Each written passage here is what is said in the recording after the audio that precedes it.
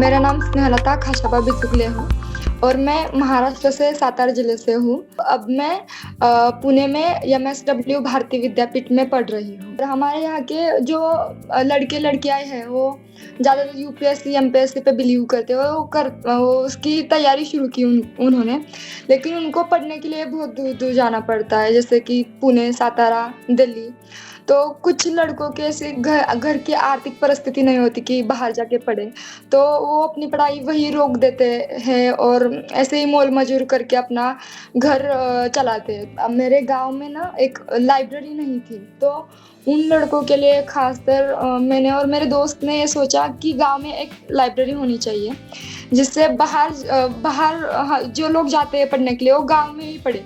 सबसे खास बात कि इस जर्नी में मैं अकेली नहीं कर पाती थी, या मेरी सोच इतनी अच्छी नहीं थी। जब मैं सीडीएफ से जुड़ी, मेरे एक दोस्त है संस्कृति, उसके मदद से मैं सीडीएफ से जुड़ी। तो सीडीएफ ने सबसे पूछा था ना कि अपने अपने गांव में क्या समस्या है, तो मैंने अपने गांव की ये समस्या बताई थी।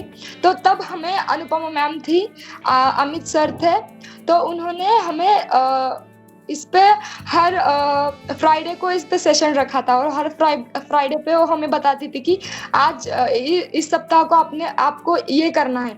तो हम एक साथ सब नहीं किया। मैंने पहले गांव के लोगों से बात की, फिर उस पे पॉजिटिव नेगेटिव दोनों रिप्लाई आए कि बननी चाहिए। कुछ लोगों ने कहा कि नहीं बननी चाहिए, जगह नहीं है, या अदर्स कुछ।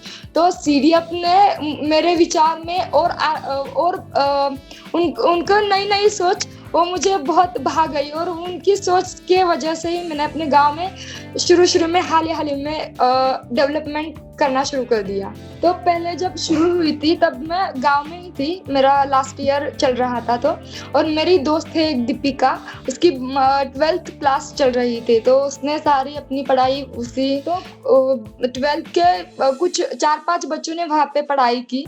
तो उस दीपिका का हमारे उसके मुधोजी कॉलेज में 2nd रैंक आया मैम। उसने उसी लाइब्रेरी में स्टडी किया और वो अभी फिशरीज पढ़ रही है सातारा में। जो मैंने शुरू किया है वो आखिर तक चले, क्योंकि लाइब्रेरी कभी भी बंद नहीं होनी चाहिए।